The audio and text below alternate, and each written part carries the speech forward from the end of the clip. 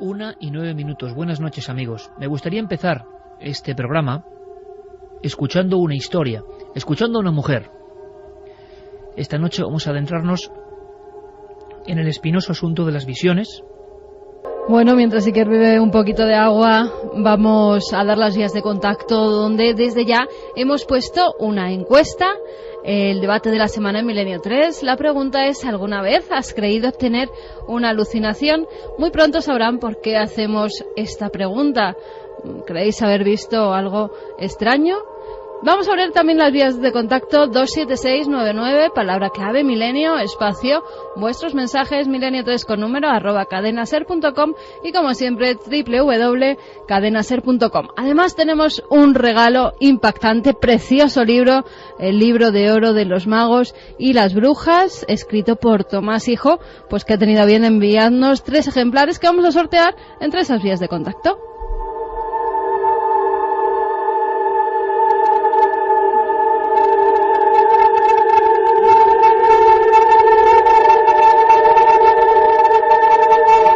Una y 11 minutos ahora, de verdad que no hay ningún efecto extraño.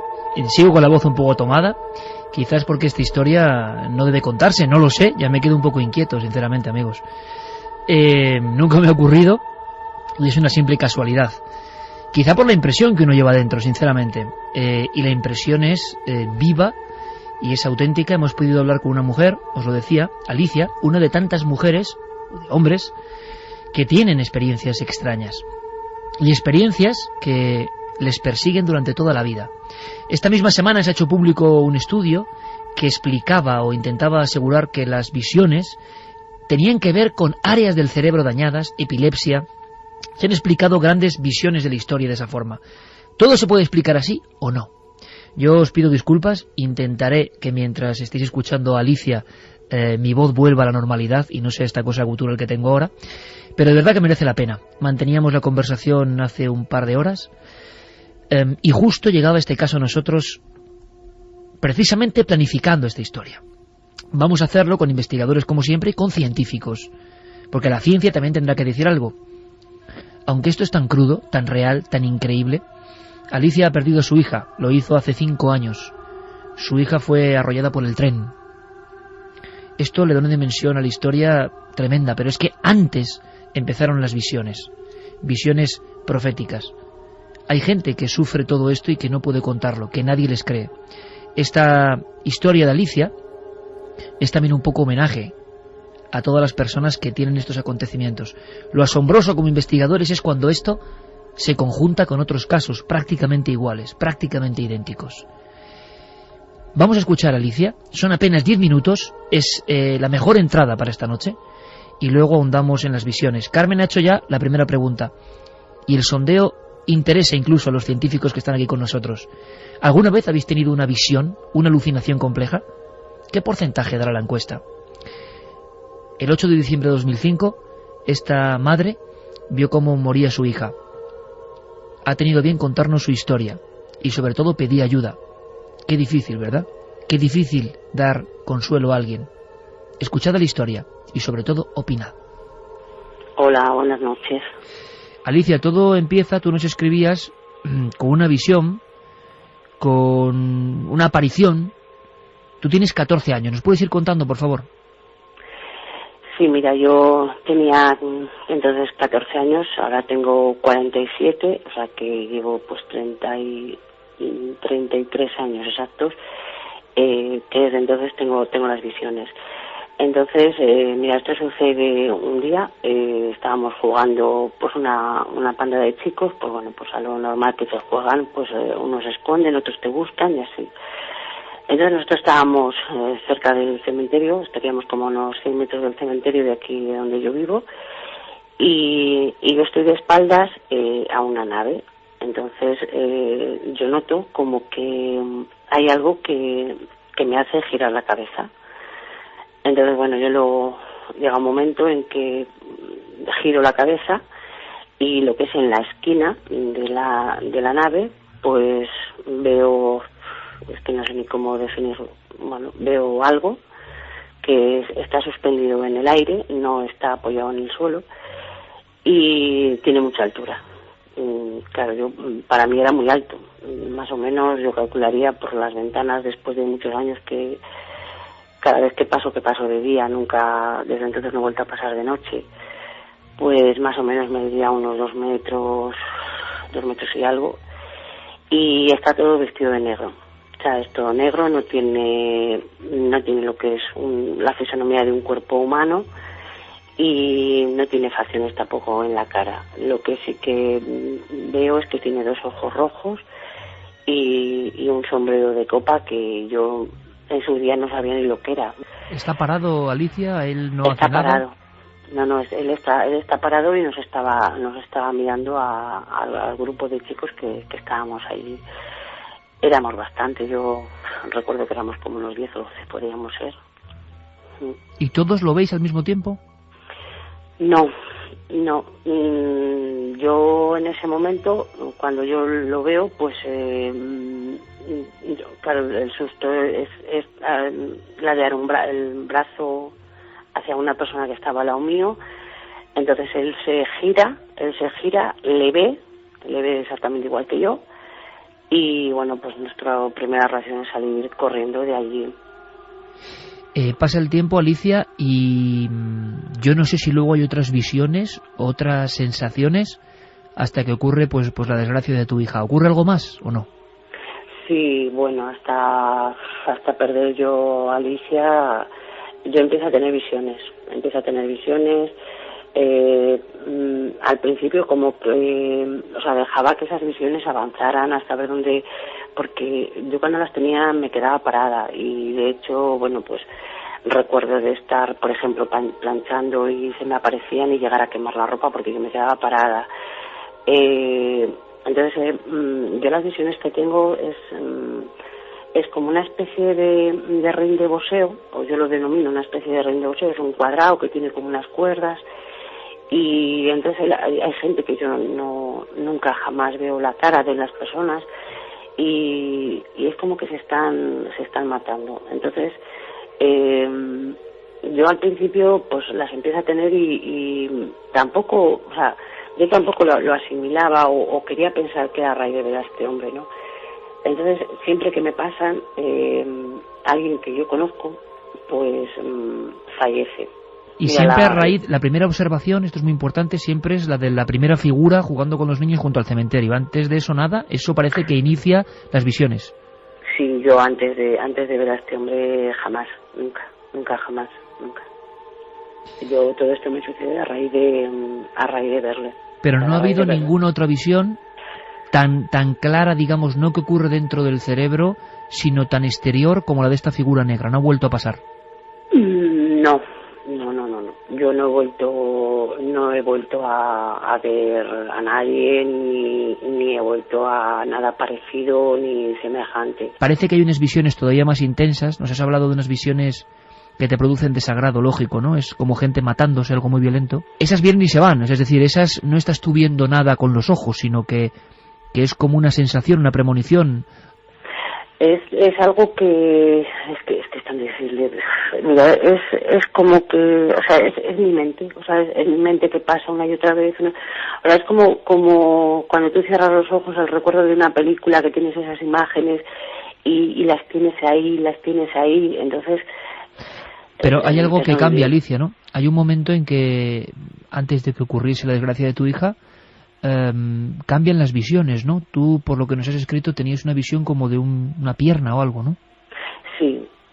Yo antes del accidente de Alicia, que además, bueno, pues salió en la prensa, Alicia tuvo un accidente de tren, el tren la succionó y bueno, la rompió los vasos femorales, no la amputó la pierna, pero la llegó a faltar muy poco y no la pudieron salvar. Entonces yo llevaba mucho tiempo, esas visiones las he tenido como 3 meses seguidos, día tras día, y entonces yo en cuanto lo notaba, pues siempre recurro a lo mismo.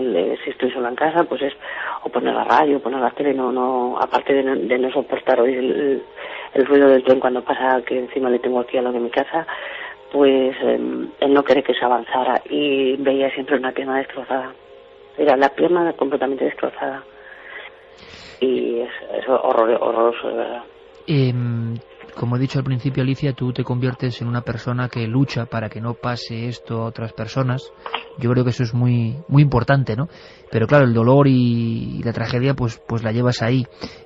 Porque ¿qué le pasó a tu hija exactamente, si se puede contar, Alicia? Es decir, ¿fue un accidente, el tren...? Sí, Alicia fue un accidente. Pues nada, mira, no se le ocurrió otra cosa que ir con unas amigas a grabar el paso del tren a las vías.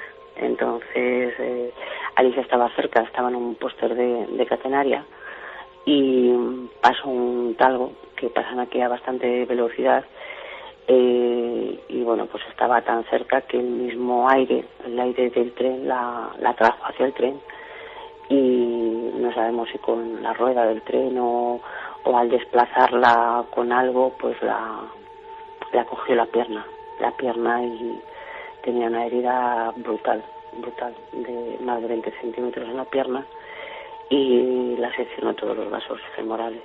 Entonces, bueno, el tema de Alicia es largo y tendido, la ambulancia tardó muchísimo en llegar y nada, Alicia murió desangrada. Cuando llegaron aquí, pues no pudieron hacer nada por ella. ¿Las visiones de la pierna, Alicia, continuaron después de la muerte de tu hija? No las he vuelto a tener. Alicia falleció en el 2005, el 8 de diciembre, y me han desaparecido. Esas me han desaparecido. Cuando es alguien, la última que he tenido, pues vuelve a retomar otra vez la historia del ruin ese de boxeo, que yo les denomino ruin de boxeo porque es un cuadrado que tiene pues como los ruines de boxeo tienen cuerdas y es la misma visión. Lo que pasa es que no dejo que continúen porque es que no lo aguanto. Y Alicia, ahora que se escucha mucha gente, claro, podemos abordar este asunto desde muy diferentes perspectivas, ¿no? Muchas personas, desde el punto de vista científico, tienen que acudir a que son visiones que ocurren por algo. Las personas que creen que hay algo más allá, y yo estoy bastante de acuerdo, creen que hay determinadas personas que tienen una especie de don, que a veces cuando se sufre es más maldición que don, ¿no? De ver algo más, de premonizar algo más. Pero ahora que nos van a escuchar, y nos van a escuchar científicos, y nos va a escuchar sobre todo la gente normal y corriente que le pasa, ¿tú qué quieres exactamente, Alicia? Es decir, ¿quieres que todo esto no vuelva a ocurrirte, no? Era un poco tu llamada y quiero trasladar ahora al público también, ¿no? ¿Qué forma hay de que esto se pase, no? Sí, yo no lo considero un don, o sea, para nada. Lo considero más bien un karma, una desgracia, el tener esto, porque no es nada fácil. Si yo conozco gente que ojalá yo supiera, no sé, o que pasaran cosas felices, ¿sabes? Pero es que no es ese no es mi caso. Entonces, yo quizá el acudir a vosotros es que esto me desaparezca. Sé que no va a ser fácil. ¿Qué forma puede haber de que eso no vuelva a ocurrir, no? Sí, que esto me desapareciera de una vez por todas, porque de verdad que no es fácil de asimilar. Para mí sería un comienzo de pues eso, de quitarme este miedo que tengo. Es que vivo con miedo. O sea, yo el día que no sé, te cuento un detalle, mismamente yo el tender por la ropa por la noche, pues no lo hago porque es que tengo la sensación de que voy a salir a la ventana y es que me lo voy a encontrar. Tienes muy presente la visión aquella, aunque ha pasado tanto tiempo, ¿no? Pues vamos, es que es como que, pues eso, como que le veo ahora. Alicia, pues vamos a intentar que primero hay personas que le ha pasado lo mismo, también saber cómo, si ellos han podido superarlo, y por otro lado, yo te invito a que con especialistas, tanto del punto de vista más científico como del punto de vista de lo sensitivo, que a veces el resultado, siendo serio, claro, puede ser muy interesante, pues podamos ver, ¿no? Si podemos darte un poco de alivio, que es difícil en estos casos. Un abrazo muy fuerte, Alicia. Nada, a vosotros y muchísimas gracias. Nunca antes habías estado tan cerca de lo desconocido. Milenio 3, Cadena Ser.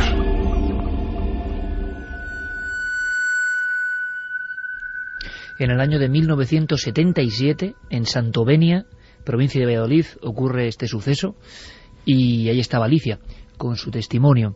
La sorpresa viene cuando, revisando nuestros archivos, comprobamos que hay otros casos, lo vais a escuchar, con la descripción idéntica de esta visión. Santiago Camacho, buenas noches, compañero. Buenas noches, Iker. Javier, buenas noches. Muy buenas noches, Iker. Voy a ver si la voz me da tiempo y fuerzas para acabar estas 3 horas. Si no, estoy bien flanqueado, desde luego, por mis compañeros. Y tenemos con nosotros, y como siempre es un honor, a Manuel Martín Loeches, director del área de neurociencia cognitiva, Instituto Carlos III, perteneciente a la Complutense. Esta vez lo he dicho bien, ¿verdad, sí, Manuel? Gracias por estar aquí, como siempre, para ilustrarnos. Gracias a ti por haberme invitado. ¿Cuál puede ser para un científico la primera reacción ante esto, ¿no? Primero esa descripción tan absurda, compartida con otros niños al parecer, y que luego se repite constantemente y llega a atormentar la vida de una persona. Hay una visión inicial que ella ve fuera de su mente, que está ahí, y luego lo que ocurre con la desgracia, ¿no? ¿Qué son estas visiones? Hombre, los científicos siempre tenemos la tendencia de ser muy escépticos con muchas cosas. Quiero decir, si se puede explicar todo lo que hemos oído de alguna manera, digamos así, razonable, siempre es lo que se prefiere, ¿no? Entonces, bueno, hay una serie de puntos hay que tratar, pues por ejemplo, esas visiones que dice esta mujer que veía de una pierna antes del accidente de su hija. ¿Realmente las veía antes del accidente o es una cosa que a posteriori ella piensa que las veía, ¿no? El cerebro puede incluso intercambiar los tiempos, es decir, que nosotros pensemos que algo ha ocurrido antes o después. Exactamente, puede perfectamente. Una desorientación en el tiempo es fácil. De hecho, toda nuestra memoria es siempre una reconstrucción, y en esa reconstrucción que hacemos de todos nuestros recuerdos siempre hay muchos elementos que se contaminan, que contaminan nuestros recuerdos. Es decir, cuando nosotros recordamos algo, no recordamos nunca la escena o el acontecimiento de manera exacta, sino que siempre metemos algo, contribuimos con algo de sucesos o acontecimientos que han ocurrido después. Y en este caso es fácil, puesto que esta mujer está pues como angustiada, vive una vida pues bastante angustiada, y con el accidente pues podría ser fácil que ella pensara que había visto esta pierna. No quiere decir que sea el caso, pero es lo primero que pensaría un científico. Y 30 años antes, Manuel, observa algo en plena noche. Hablaba de nave, tengo que aclarar que no es nave extraterrestre, cuidado, era nave de construcción, nave junto al cementerio, era un lugar, y aparece ese individuo que no toca el suelo, que tiene ese extraño sombrero de copa que lo hace entre medio absurdo o medio auténtico por el marchamo del absurdo, precisamente. Por ejemplo, a esas edades, pongámonos en el punto de vista ultracientífico para aprender un poco. No es que queramos verlo así o no, sino que sepamos un poco. ¿El cerebro puede tener visiones de esa complejidad a cortas edades? ¿Por qué? En principio, bueno, yo no sé cuál sería la razón en este caso, pero sí podría ser, por ejemplo, un pequeño foco epiléptico en zonas temporales o visuales. Hay que tener en cuenta que en el cerebro está toda la realidad. Todo lo que sabemos sobre el mundo está en el cerebro, y de hecho cuando percibimos, lo que hacemos no es recibir del mundo, sino reconstruir lo que recibimos del mundo, ¿no? Entonces, bueno, tú ten en cuenta, por ejemplo, que en experimentos de los años 50 realizados por el profesor Penfield, cuando se estimulaba el cerebro con unos pequeños electrodos, la gente escuchaba melodías enteras. Todos esos recuerdos están ahí almacenados. Basta con estimular una serie de neuronas que activan toda esa red que tiene que ver con el recuerdo para traer escenas complejas. Y esto puede ocurrir también con las escenas visuales. Se pueden reconstruir o construir por parte del propio cerebro escenas muy complejas y sin ningún problema. Digamos que sería explicable. Un pequeño foco epiléptico que sobreactiva cierta zona y tendríamos una explicación. De hecho, este caso podría ser de los que son bastante comunes, de tener estas alucinaciones visuales y además persistentes, que eso también es una pista que me da a mí, esta persistencia de las alucinaciones, y además el que sean visuales me da más la clave de que pudiera ser un pequeño foco epiléptico. Si lo es o no, se puede comprobar, si lo es decir, yo puedo coger a esta persona, meterla en una máquina de electroencefalografía y saber si tiene un foco epiléptico. Si se descarta esto, habría que buscar otras causas. Pues mira, Alicia nos pedía ayuda, y una forma de ayudarle de alguna manera es también, con un científico del prestigio de Manuel, una prueba científica, es decir, ver si en ese cerebro, en las coordenadas que podemos medir, hay algún tipo de anomalía o no. Sería una primera visión. Santi, Javier, Carmen, ¿qué os ha parecido?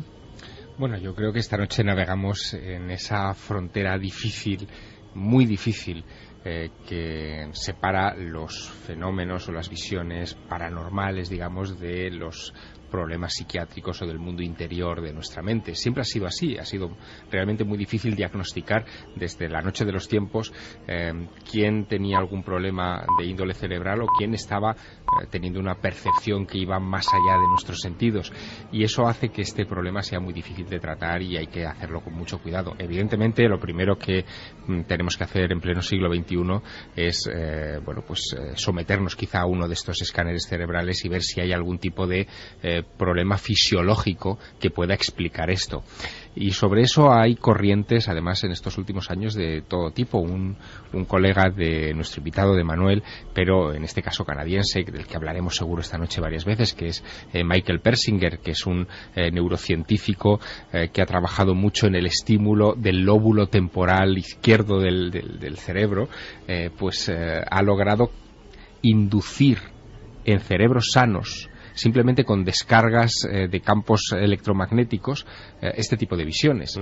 Y además con características muy peculiares. Por ejemplo, el hecho de sentir una presencia, como Alicia, eso se ha inducido artificialmente con esos campos electromagnéticos, con un casco especial. Exacto. Que este hombre llamaba el casco de Dios, porque era capaz de crear ese tipo de sensaciones místicas. O el inducir, por ejemplo, la sensación de ingravidez, de estar como levitando. Aunque en este caso, Javier, parece que la visión era muy rotunda, ¿eh? No era sentirla, sino la visión primera, la que parece que abre la caja de Pandora. Antes de escuchar a Santi y a Carmen, una cosa que es importante. Yo prometía que ante lo absurdo de la visión que ve Alicia, que para ella cambia su vida a partir de ese instante, abre algo en su interior. Nosotros en el año 2004, ¿tú te acordarás, Carmen, de esto? Recibíamos la llamada en una noche que hablábamos de encuentros en la carretera, del hijo de un policía, y una visión. Quiero, por favor, Santi, muy atento, Manuel, muy atentos, para que veáis a veces, y no es el único, en las Urdes, el duende en Tiznao, mítico de las leyendas de allí, desde el siglo XVII y XVIII, se representa exactamente, ojo, sombrero, negrura, como ha hecho Alicia en ese pueblo de Valladolid, que lo ve con otros niños, por cierto. Y hay que decir que uno de los niños, la familia le pidió, por favor, que no comentase nada, que es que solo puedes ganarte problemas, ¿no? Pero había más testigos, claro, 2 más. Claro, pero aquí estamos hablando de cosas que quizá hay que separar. Es decir, una cosa es una visión de una persona, y en cuestiones como el duende en Tiznao estamos hablando de visiones de colectivos de personas. Y aquí, en el primer caso, claro, de Alicia también hay más niños, ¿no? Hay gente que lo está viendo, pero que luego callan, tienen miedo. Escuchad, por favor, porque después de haber asistido, ¿no?, a esta visión de Alicia y su drama, y ojalá podamos ayudarla en representación de mucha gente que le pasa, ¿no?, y que no sabe dónde acudir. Esto ocurrió en el 2004. Escuchad, porque no hay que añadir más palabras. Ella, como cada día, iba a trabajar al Hospital Virgen del Puerto, en Plasencia, y una noche viniendo, una noche fría y lluviosa, pasando el pueblo de Mirabel, llegando a esa curva, pues vio lo que le pareció un hombre todo vestido de negro y con un sombrero también, y parado mirando fijamente hacia la carretera, justo en el arcén, y mirándola a ella fijamente. Y bueno, esto volvió a ocurrir otra vez al día siguiente, y al siguiente día otra vez. Lo que pasa que ella llegó a casa muy asustada al tercer día, que estaba llorando, angustiada, con mucho miedo, que ya la había visto más veces, allí lloviendo y ahí parados, mirando. Y nada, cogió a mi padre, que es policía, y fueron otra vez al sitio, pero allí no había nada, no había nadie ni nada.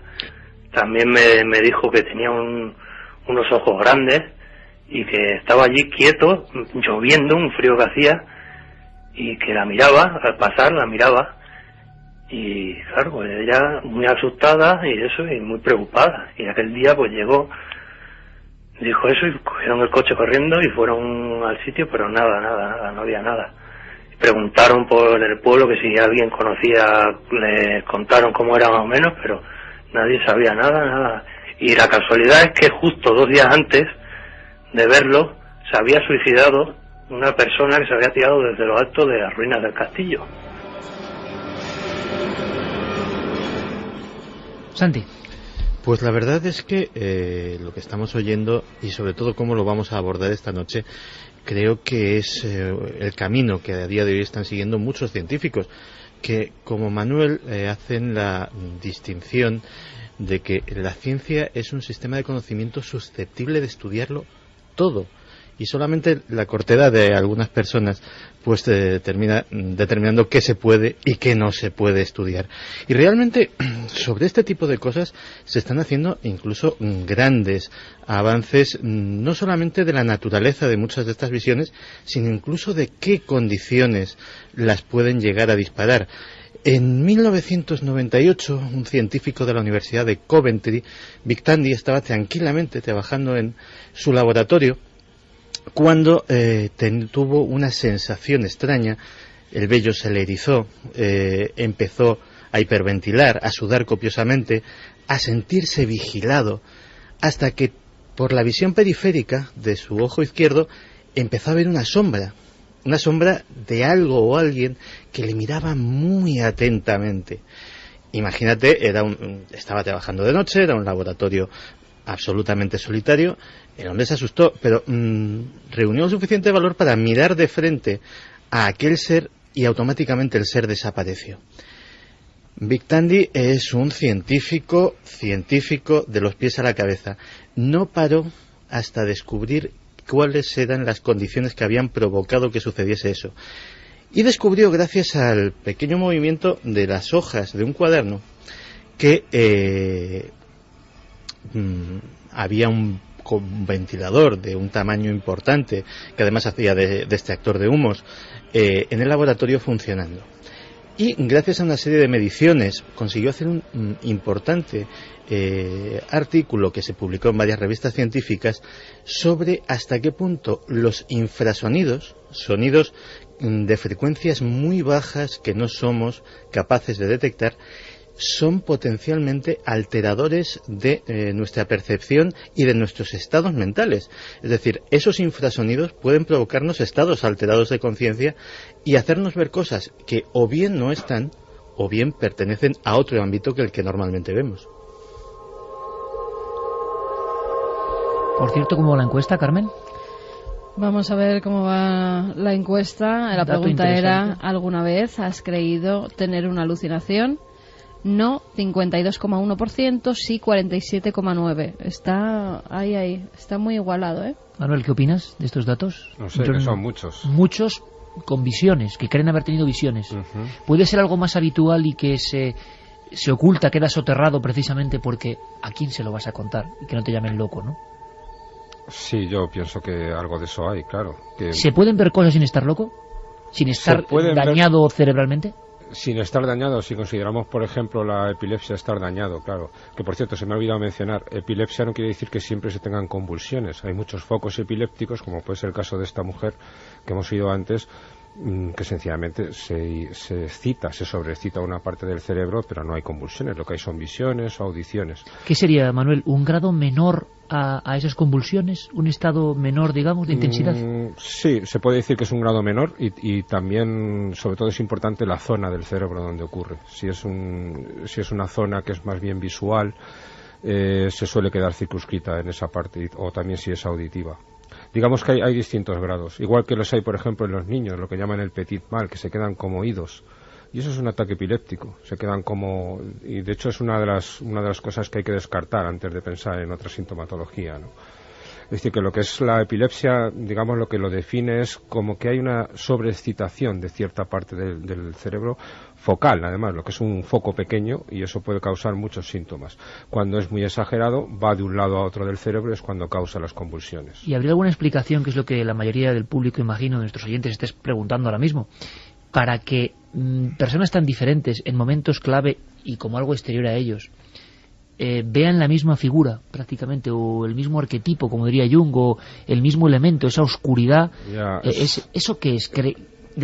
Repetimos, desde el punto de vista de la ciencia, porque nos interesa, ¿qué puede ser eso? ¿Que el cerebro conforma un puzzle con nuestros terrores que están ahí casi en lo genético? Hombre, hay una serie de cosas, ¿no? Digamos, el cerebro de todos los seres humanos es el mismo, básicamente, ¿no? Entonces es lógico que tenga unos ciertos arquetipos, es decir, que haya ciertas cosas pues que sean comunes, sobre todo para una cierta cultura. También es verdad que muchos de los testimonios que hemos visto son de la misma cultura.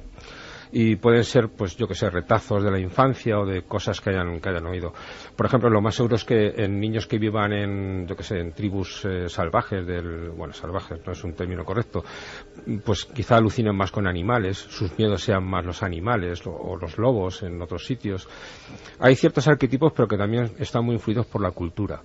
Entonces, lo de un personaje vestido de negro con unos ojos luminosos y demás, pues ¿por qué no? Es algo que quizás se haya oído bastante en la infancia, pudiera ser una explicación. Un ejemplo de fantasma, de la muerte. Sí, pero es muy absurdo, porque son muchos los testimonios, además, de personas que identifican la misma figura, un personaje vestido de negro con el sombrero de copa. A veces lleva un maletín, a veces no lleva maletín. La mayoría de las ocasiones suelen ser encuentros en la carretera, sí. Encuentros que en el arcén, al pasar con el coche, parece que ven esa figura que está parada y que los observa, pero siempre con la misma tipología. No ven el rostro, no ven las manos, no ven los pies. No pisan el suelo. Hay otra cosa que es inexplicable también y que deberíamos también poner sobre la mesa, y es que muchas de estas apariciones, al menos las que estamos comentando aquí esta noche, y sobre todo la de Alicia, que lo ha dejado muy claro, traen presagios de muerte.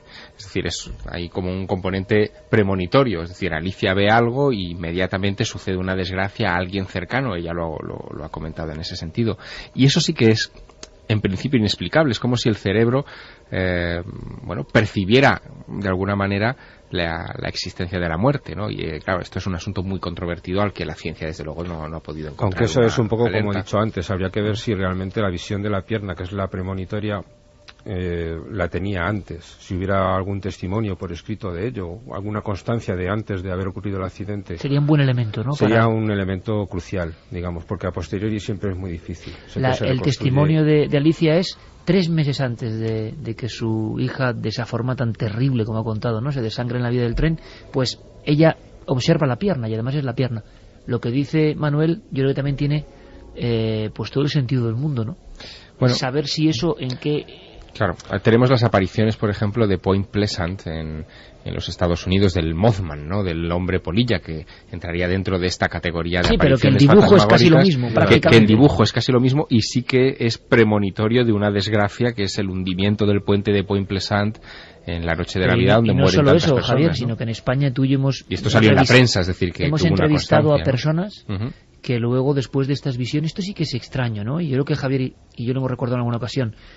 Tú en la provincia de Guadalajara, en la zona de Yebra, y yo en la zona de Las Urdes, Vegas de Coria, personas que observan prácticamente lo mismo y que luego tienen un arrebato tremendo criminal y acaban con la vida de su hermano, en el caso de Vegas de Coria, y en el de Yebra no recuerdo bien a quién era, quizá también un hermano, a un familiar. Claro, la gran pregunta es, ¿lo que vieron les motivó a ello? ¿O ya residía en su cerebro algún tipo de dolencia que luego estalló, ¿no? Es un debate tremendo. Pero últimamente, sobre todo a raíz de los hallazgos médicos, de las visiones de un hombre muy célebre, como fue Chopin, pues se ha hablado del lóbulo temporal de nuevo. Ese término, yo creo que también tan fantástico para los que no sabemos del cerebro, donde parece que se guardan muchas cosas, ¿no? Investigadores, ahora conoceremos un poco más, como Persinger, que lo estimularon para ver qué ocurría. Cuando vamos a alguna definición concreta de lo que puede pasar cuando se estimula o se daña el lóbulo temporal, nos encontramos con cosas como estas. Los lóbulos temporales procesan los hechos inmediatos en memoria reciente y memoria remota. Hacen que puedan ser interpretados los sonidos y las imágenes, almacenan los hechos en forma de memoria y evocan los ya memorizados, y generan las vías emocionales. Una lesión en el lóbulo temporal derecho tiende a afectar a la memoria de los sonidos y de las formas. Una lesión en el lóbulo temporal izquierdo interfiere de manera drástica con la comprensión del lenguaje, y es típico que impida que la persona se exprese a través del mismo. Las personas con una lesión en el lóbulo temporal derecho no dominante pueden experimentar cambios de personalidad, como pérdida de sentido del humor, un grado inusual de religiosidad, obsesiones y pérdida de la libido. ¿Dónde está, Manuel, el lóbulo temporal? Para que todo el mundo lo localicemos en nuestro propio cráneo, ¿no? El lóbulo temporal se encuentra, digamos, detrás de nuestros oídos, un poco por encima de ellos, ¿no?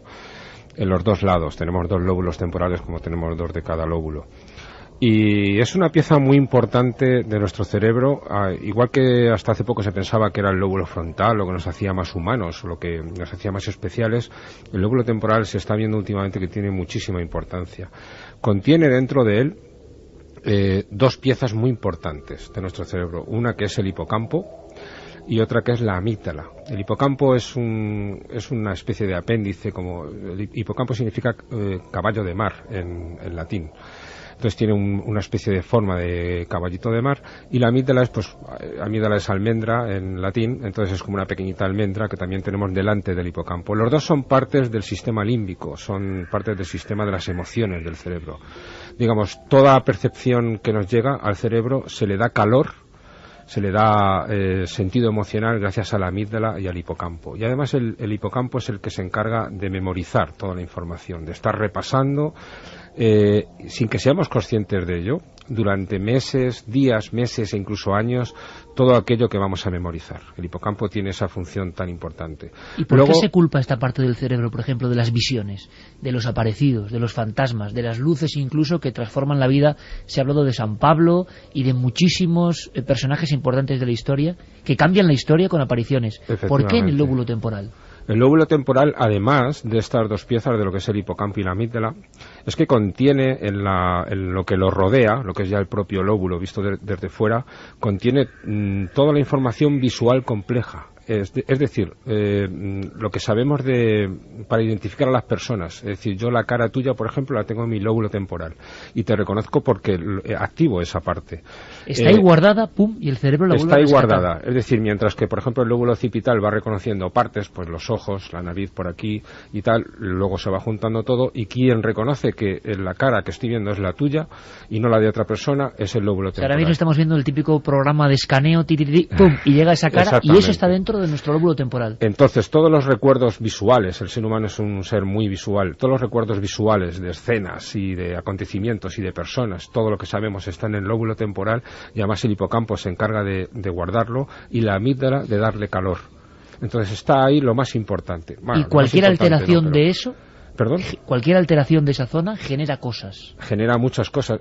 Sobre todo, muchos de los experimentos que hace Michael Pessinger tiene mucho que ver con la amígdala y con el hipocampo, esas dos zonas del cerebro emocional.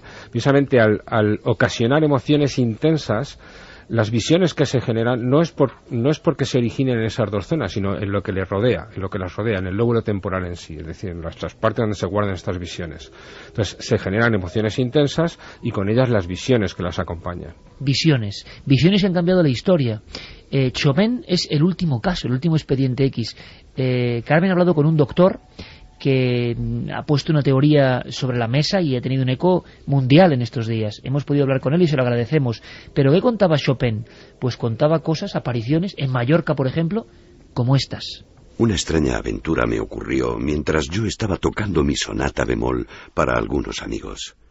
Yo había tocado el scherzo allegro más o menos bien y estaba a punto de tocar el de marzo, cuando, de repente, vi salir de mi piano esas malditas criaturas que se me habían aparecido en una noche lúgubre en la Cartuja.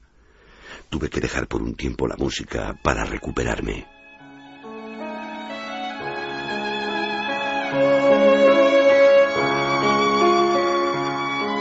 Parece que como otros grandes genios, quizá genialidad, sensibilidad artística y visiones anden cerca, estuvo atormentado por visiones complejas que él aseguraba que formaban parte de la realidad.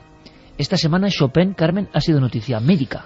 Noticia médica porque Manuel Vázquez Caruncho, que es médico en el complejo hospitalario Xeralcalde de Lugo, es un melómano, así nos lo contaba, y nos decía que empezó a interesarse por la biografía de este gran compositor. Y entonces se dio cuenta de que había cosas extrañas en esas visiones, cosas que le llevaron a pensar que sufría una enfermedad. Él nos lo contaba, Iker, si quieres escuchamos por qué tenía esos brotes de alucinaciones. Chopin tenía brotes de alucinaciones que duraban unos pocos minutos, o sea, eran unos brotes paroxísticos, y que estaba totalmente desconectado de la realidad cuando los tenía. Esto es bastante típico de un cuadro convulsivo. y por los síntomas que padecía, la localización, bueno, que más apunta a ellos sería el lóbulo temporal. Hemos puesto antes un fragmento de una visión que le atormentaba continuamente, pero ¿qué visiones solía tener? ¿Eran parecidas o, por el contrario, algunas eran más terribles que otras? Él tenía varios tipos de alucinaciones. Por ejemplo, en varias ocasiones lo encontraron totalmente absorto, desconectado de su alrededor, tocando el piano, y muy pálido, aunque bueno, Chopin estaba pálido habitualmente, con el pelo erizado, y al recobrarse él tardaba todavía un rato en saber en dónde estaba y generalmente daba un grito. Otras veces, pues por ejemplo en una carta describió que veía unos seres, él los describía como unas malditas criaturas que salían del piano. En otras ocasiones pues se vio a él mismo muerto, vio a su padre muerto, a un amigo muerto que lo agarraba, etcétera. La muerte que tan pronto se llevó a Chopin estaba continuamente rondando por su cabeza. ¿Podía ser que estuviera obsesionado con la muerte? ¿Podía ser la epilepsia la que le llevara a esa obsesión? Pues es posible, él estaba totalmente obsesionado con la muerte. De todas maneras, bueno, tuvo una experiencia muy mala cuando su hermana Emilia se murió con apenas 14 años. Y eso lo había dejado muy impresionado. Y en cualquier caso, muchos de los cuadros alucinatorios que tuvo tenían relación de alguna manera con la muerte. Entonces, probablemente estas dos circunstancias tuvieran algún tipo, o sea, tuvieran algo que ver en su obsesión con la muerte. En nuestro país, en Mallorca concretamente, que además esta misma semana ha habido también mucha polémica por esa celda en la que estuvo, no estuvo, bueno, al parecer el piano que dicen que tocaba Chopin en Mallorca no lo pudo tocar porque ese piano es de mediados del siglo XIX, Chopin muere bastante antes y no estuvo en esa celda, estuvo en una que está al lado con su familia pasando unos meses en Mallorca. Durante esos meses en Mallorca él tiene una de esas alucinaciones más terribles y además hace después una composición que tiene que ver con ello. Nos lo cuenta el doctor Manuel Vázquez. En Mallorca describía eso, que veía fantasmas por todos lados, pero ahí tuvo un episodio alucinatorio muy famoso, que fue el que se relaciona con la composición del preludio en La gota de agua, en el que George Sand había salido con sus hijos a dar un paseo, era un día muy lluvioso, y él se encontraba muerto. Él decía que estaba muerto en un lago y que le estaba cayendo una gota de agua en el pecho. Entonces, precisamente por esta gota repetitiva se relacionó el preludio Gota de agua, porque tiene así unas armonías muy repetitivas, ¿no? Mucha gente puede pensar, como ha ocurrido con otros grandes genios, que esas composiciones, esas visiones, composiciones magníficas que hacían ocasiones drogado, como mucha gente dice, de algunos pintores, de algunos músicos. Bueno, pues se lo teníamos que preguntar al doctor. ¿Tiene que ver el opio o el láudano que tomaba Chopin con alguna de esas alucinaciones? No, además Chopin empezó a tomar opio relativamente tarde en su vida y ya tenía síntomas antes de tomar el opio. Interesantísimo, además, amabilísimo el doctor. ¿Cuántas veces se achaca siempre a lo primero, ¿no? A que Edgar Allan Poe tomaba, que evidentemente tomaban muchos de estos artistas, pero es verdad que desde tiempo atrás se veían atenazados por la presencia de lo sobrenatural, de las visiones que, importante Manuel, no se distinguen del entorno. Muchos de estos genios, y hay una lista extensísima, casi todos los más geniales, también es curioso, más sensibles, hablan de visiones que les atormentan como si fueran parte de la realidad. ¿Cómo se puede explicar esto? ¿Hay cierta conexión entre alma sensible y que ve algo más, también dentro del cerebro a nivel físico? No necesariamente, pero sí es verdad que con bastante frecuencia hay mucha relación entre cerebros alterados, digámoslo así, y creatividad y capacidad para muchas cosas. Hay muchos genios que efectivamente tenían quizás estos pequeños focos epilépticos.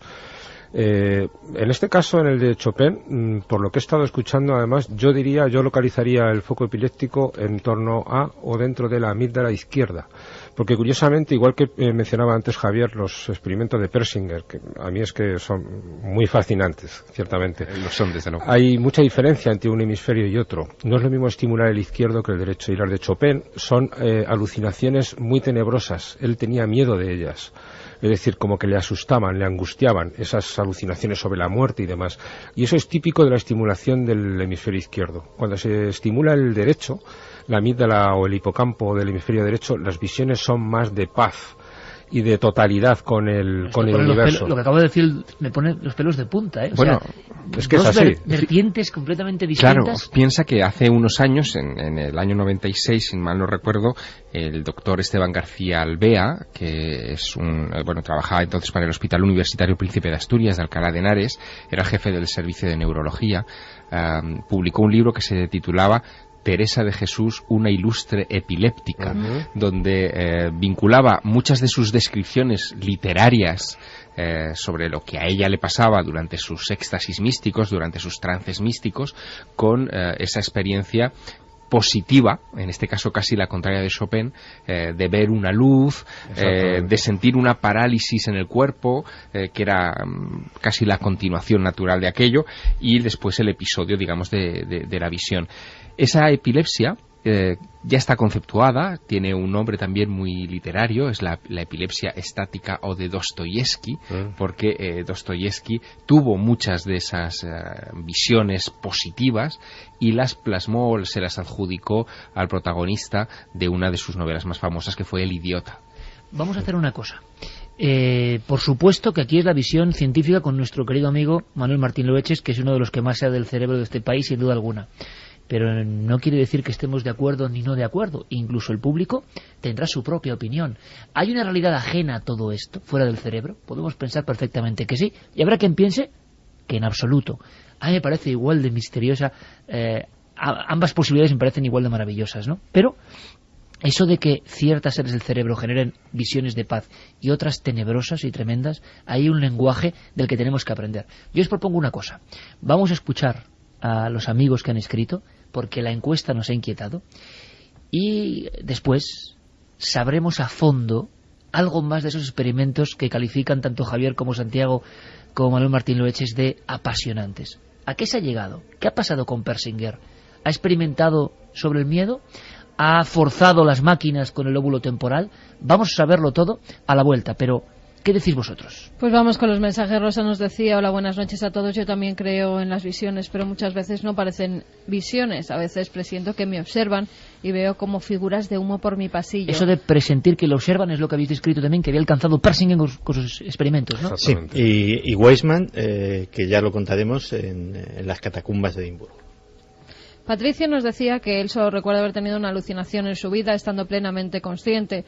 Sufre una cosa que se llama parálisis del sueño y al intentar despertar tengo alucinaciones a veces. Mucha gente nos escribe que tiene parálisis del sueño. Bueno, a la vuelta le vamos a preguntar a Manuel qué se sabe hoy de esa parálisis del sueño, la sensación de rigidez cuando ocurren estas visiones, porque esto sí que es una de las cuestiones que de verdad yo en los últimos años he visto que afectan a muchísimos oyentes. Yo he tenido y tengo todavía que me coge mi hermano y me empuja cuando tengo peligro. El otro día con un coche que pudo atropellarme. Hola, me llamo Dani. Muchas veces he tenido visiones y a los pocos días sucedía, por ejemplo, soñaba que un amigo se caía y a los pocos días, pues sucedía. El cerebro es una parte compleja del cuerpo humano, nos dicen, estremecedora la experiencia de Alicia, nos comentaba José. Creo que las visiones son avisos de seres que nos protegen y nos avisan. A mí me ha pasado con una voz que me despierta avisándome de algunas situaciones, nos comentaba María desde Barcelona. Otra cosa en la saca para nuestro amigo Manuel a la vuelta. ¿Qué pasa con las alucinaciones auditivas? Que a veces dicen nuestro nombre, que a veces dicen algo en mitad de la noche. ¿Hay explicación o no? Yo soñaba muchas noches que veía cómo se estrellaban aviones y me despertaba muy sofocado y angustiado. A las 2 semanas pasó lo del 11S. Desde entonces no he vuelto a soñar más ni a tener esa pesadilla, nos comentaba Francisco. La parálisis del sueño tiene una explicación científica. Lo curioso es que en ese estado los afectados tienden a ver visiones similares. ¿Compartimos una imaginación colectiva?, se pregunta Alexis. María dice: creo que alguien nos avisa desde el futuro sobre ciertos acontecimientos. La cuestión del tiempo no está aún bien estudiada. Martín: yo tuve una visión de un niño que me dio auténtico pavor, aunque creo que él me estaba pidiendo ayuda. Kete nos dice: hace años di un volantazo al entrar en una curva, no sé por qué lo hice, pero eso me salvó la vida. El coche que venía por la otra vía se pasó a mi carril cuando llegué a su altura. Como siempre, cuando hacemos estas noches del cerebro, ya clásicas, noches del cerebro y del misterio, dentro o fuera del cerebro, eso quizá nunca lo sepamos, hay un eco impresionante, porque la gente rompe el sello del hermetismo y cuenta sus experiencias. A la vuelta, esos experimentos científicos, a dónde están llegando, esas alucinaciones, la parálisis del sueño, y también viajaremos al monte del fin del mundo. Y no solo eso, en la tercera hora hay algo muy especial, se llama Alerta OVNI, lo vais a entender en la tercera hora. Decía un mensaje en esa plataforma que es Twitter, donde la gente, bueno, resume perfectamente, ¿no? Son tituladores. ¿Qué decía Javier Sierra, un mensaje? Bueno, venía a decir, porque ahora no lo tengo delante, que Iker empieza tosiendo en Milenio 3, se queda sin voz, esto es el fin del mundo. Ojalá se equivoque, pero qué habilidad tiene la gente a veces para bien, ¿no? Para definir situaciones. Casi parecía eso, que yo estaba teniendo una alucinación, un episodio que creo que nunca he tenido realmente, ¿no? Y mira que hemos estado en lugares, pero debe ser muy angustioso, hablando completamente en serio, debe ser angustioso encontrarse con algo que uno no desgarra de la realidad, que está ahí, que pertenece a ella. Y estábamos debatiendo, Manuel Martín Loeches, director del área de neurociencia cognitiva del Instituto Carlos III, perteneciente a la Universidad Complutense de Madrid, una de nuestras máximas autoridades, autor de libros como El cerebro del Homo sapiens, la mente del Homo sapiens, clásico y además que sigo recomendando, aunque ya es muy difícil de encontrar, por desgracia, el mundo de los libros es así, pero para hacernos una idea de básica, para los que no sabemos de casi nada como yo, pero nos interesa casi todo, de cómo es el cerebro, cómo se ha ido formando, cómo ha evolucionado y qué sorpresas nos puede dar. Es increíble el arsenal de visiones, Carmen, que hemos ido recibiendo, tan gráficas, tan distintas. Y Manuel me decía, lo que es extraño, permíteme esta confidencia, Manuel, es esas figuras que se repiten constantemente. Es decir, que haya visiones está muy bien, pero que se repitan las figuras como si fueran calcos, ¿cómo podríamos explicar ahí? Hay como diría Jung, un archivo acásico, algo genético, claro, ¿dónde está lo genético y lo mental, no? Que guarda los miedos primitivos y que se representan en diferentes entornos. Acudimos a ellos, abrimos esa puerta, porque es difícil. Yo te contaría seguro 20 o 30 casos con este individuo exacto, seguro, en España, con nombres y apellidos. Entonces, es muy difícil saber el por qué coincide tanta gente en tener esa misma figura que le causa miedo, ¿no? Lo que dice de los arquetipos, ¿no? El ejemplo junguiano, sí que es cierto que hay unos ciertos arquetipos, es lo que decía antes, el cerebro es el mismo para todos los seres humanos y hay ciertas cosas que son comunes. Por ejemplo, se me ocurre quizá un terreno más conocido, porque lo del ser que me estás contando es un poco escurridizo para mí, ciertamente. Es, por ejemplo, ¿cómo me gusta que sea escurridizo para mí? Pero lo es. Los mandalas, por ejemplo, que es una cosa que se repite en muchas culturas, en muchas religiones de todo el globo. Esos mandalas son una forma también de entrar en un estado alterado de conciencia. Digamos, esos diseños lineales que se entrecruzan y que van y vuelven de un lado para otro y que se emplean en ciertas culturas pues para contemplarlos y de alguna manera se va uno, se va de la realidad metiéndose en ese laberinto. Los laberintos que encontramos en Galicia, por ejemplo, en muchos sitios, tienen mucho que ver con eso, ¿no? Son unas formas de estimularse repetidamente para abstraerse de la realidad. Eso es un arquetipo, eso sí podríamos decir que es un arquetipo, una forma de que todos los seres humanos, por la especie a la que pertenecemos, entramos en un estado alterado de conciencia por esa contemplación de estos laberintos. Santi y Javier, Carmen, ¿alguna vez habéis tenido episodio de parálisis del sueño o de visión? Porque yo creo que es algo que se repite en una cantidad inmensa de oyentes. Yo no, pero sí que me llama mucho la atención que sea una constante en mucha fenomenología extraña. Por ejemplo, en los casos de visitantes de dormitorio, que hoy no hemos sacado todavía a colación, esos relatos que hablan de extraterrestres, a veces de espíritus, de diablos, incubos, súcubos. En el fondo, visiones delante de la cama, ¿no? Que se producen también en un momento que desde el punto de vista de la mecánica cerebral es muy delicado, que es el momento entre la vigilia y el sueño, o el sueño y la vigilia, donde el cuerpo experimenta también una transformación, hay una desconexión entre lo que es el resto del organismo y la función cerebral, y ahí sí que se producen esos episodios de parálisis que son terroríficos para el que los experimenta. La gente lo pasa muy mal. Santi, Carmen, no habéis vivido ninguno personalmente, ¿no? No, afortunadamente no, y debe de ser una experiencia espantosa, porque lo que sí, y supongo que... Es como un bloqueo, ¿no? Sí. Totalmente. Y como una presión en el pecho. Y lo que sí he tenido ocasión de experimentar, yo creo que prácticamente todos, eso es mucho más común, y ya de por sí es una de esas sensaciones que nos olvida. ¿Has intentado gritar en una pesadilla? Y no te sale la voz. Y... Mira, es adecuado para hoy, Santi. Efectivamente. Ha sido mi inicio de programa, ¿no? Pues en una pesadilla, de esas en que intentas avisar a alguien, y entonces intentas articular. Y realmente cuando haces un esfuerzo sobrehumano es cuando gritas físicamente y eso te hace despertar. Pero esos minutos en el sueño, puede que apenas segundos en el tiempo real, en los que intentas articular con una musculatura que no te responde, porque la sensación de terror que tienes en esa pesadilla es tan intensa que ya intentas trascender lo que es esa parálisis del sueño e intentas utilizar tus propios músculos para gritar. Eso ya de por sí produce una angustia que tener todo el cuerpo paralizado y ser consciente de ello tiene que ser algo inenarrable. Yo sí he tenido, pero no hasta el punto. Yo era consciente de que estaba despierta, que mi cuerpo no me respondía, pero que no me pasaba nada. Tal vez porque sé de qué va la parálisis del sueño. Bueno, ¿cuáles serían los códigos exactos? Lo que repite todo el público. Yo sé que abría los ojos y que intentaba mover la mano o el pie, porque había oído a alguno de los perros.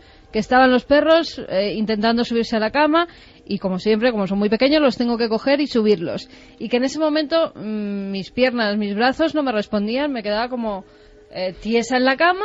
Era consciente de que los perros me estaban avisando, yo tenía los ojos abiertos, pero tampoco me asustaba, o sea, no en un estado en el que me alterara, porque sabía que cuando se me pasara eso, inmediatamente mis miembros iban a volver a responderme. Bueno, pues ahora yo voy a contar algo muy breve, y yo sé que cientos o quizá miles de personas van a sentir, y más si están en la cama, escuchándonos, algo muy familiar, porque yo creo que esto empieza a ser no voy a decir un problema alarmante, pero que le pasa a mucha gente y no se habla.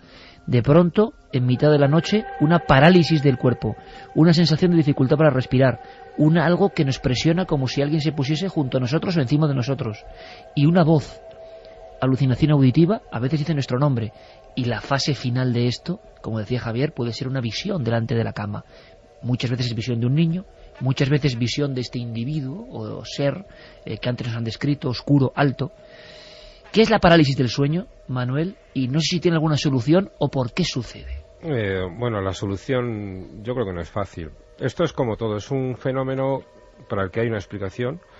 Lo que pasa es que, dadas las circunstancias, es difícil de estudiar a fondo, porque habría que tener a una persona en esa situación, en un escáner, y eso, pues como pasa con tantas cosas, es imposible. Como cuando se tienen visiones, es muy escaso el caso en que se haya conseguido esto. La explicación es muy sencilla, por lo menos la que se da. En el sueño hay varias etapas. Cuando uno empieza a dormirse, la primera etapa es un sueño ligero, luego va bajando, cada vez es más profundo el sueño, hasta que llega a lo que se llama el sueño paradójico. El sueño paradójico tiene el nombre precisamente porque es el sueño en el que nuestra mente está más activa, es cuando se sueña en colores, se sueña vivamente, vívidamente, además, como dicen en los manuales, y a la vez, de ahí la paradoja, el cuerpo está completamente inhibido, está completamente paralizado. De ahí el nombre de paradójico. El cuerpo completamente paralizado, la mente completamente activada. Cuando se sale de esta fase REM o sueño paradójico, se llama REM también por los movimientos rápidos de los ojos, Rapid Eye Movements, porque curiosamente cuando soñamos los ojos van de un lado para otro como locos totalmente. Pues cuando se sale de esta fase, A veces hay algún fallo en el sistema nervioso por el cual la parálisis del cuerpo no se termina de quitar, pero va uno volviendo a otras fases de sueño más ligero. Y entonces es en esa fase en la que uno está despierto o medio despierto, pero el cuerpo todavía no ha salido de la parálisis, cuando se explican estas parálisis del sueño, cuando uno está consciente pero paralizado. Ver a un individuo a los pies de nuestra propia cama, que nos observa, es como que, científicamente me refiero, que los fragmentos del último sueño se hubiesen quedado ahí como si fueran diapositivas interseccionando la propia realidad. Claro, tú llegas a ver tu entorno de tu habitación, pero de repente hay algo anómalo ahí enfrente. Hombre, ahí hay que ver, cuando uno sale de una fase REM muy repentinamente, todavía está imbuido de la historia que estaba uno reconstruyendo, porque se piensa muchas veces que los sueños son reconstrucciones. El cerebro lo que hace es reconstruir continuamente todo aquello que coge o que recoge. Entonces quizá esas reconstrucciones que estaba haciendo durante el sueño todavía están vívidas, están ahí, y las acaba mezclando con la realidad inmediata. Entonces quizá puede ir viendo algunos de los contenidos del sueño según se va despertando. Experimentos de Persinger, de Weisman, Javier, Santi y por supuesto Manuel. Contarnos qué es lo que más os impresiona. Creo, Santi, que hay una historia incluso que tiene algunos sonidos de terror, de reproducir cierto terror o ciertas presencias, y es Weisman el que hace esto hace no muchos años. Sí, de hecho, nosotros contamos ya aquí en Milenio 3, justo cuando hablábamos a cuenta de la Cueva de la Luna, y contábamos cómo precisamente Richard Weisman había cogido a una de sus estudiantes de posgrado en psicología, una chica además por demás excepcionalmente racional, que se llamaba Susan Stevens, y la había dejado encerrada, sin más compañía que una videocámara que tenía un objetivo de night shot para poder grabar en condiciones de poca luz, y la dejó a pasar una noche en aquellas catacumbas de Edimburgo, que no son más que, es un lugar ciertamente lúgubre, es el antiguo trazado de las calles de Edimburgo, que cuando hubo una reordenación urbanística quedó bajo tierra y durante muchos años pues fue refugio de lo peor de la ciudad, desde prostitutas hasta ladrones de cadáveres, y que finalmente pues se ha terminado convirtiendo en una atracción turística. Pues en esa atracción turística ciertamente sobrecogedora se quedó esta chica, y pues como contamos, apenas a los 5 minutos empezaron las primeras alteraciones, y en un par de horas esta chica racional, brillante estudiante de posgrado, etcétera, etcétera, estaba suplicando con lágrimas en los ojos que la dejasen salir. Había llegado a percibir visiones.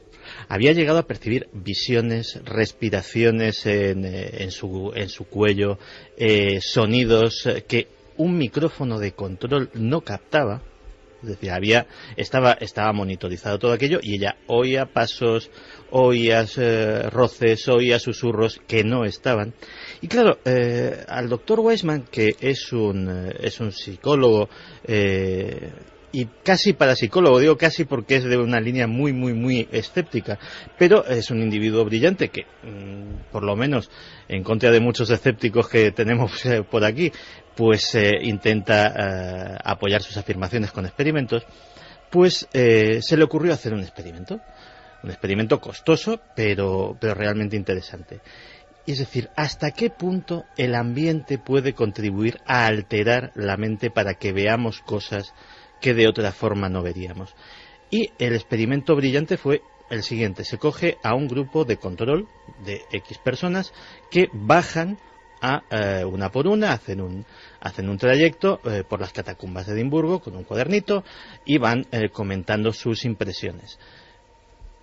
Luego otro grupo completamente diferente se le somete con un sistema de realidad virtual, un casco de visión en 3D, etcétera, etcétera, a una reproducción informática perfectamente fiel hasta el último milímetro de lo que serían esas catacumbas de Edimburgo, y se les hace un tour virtual en 3 dimensiones, también completamente aislados de sonido y sin más imagen que la que le da ese casco de realidad virtual.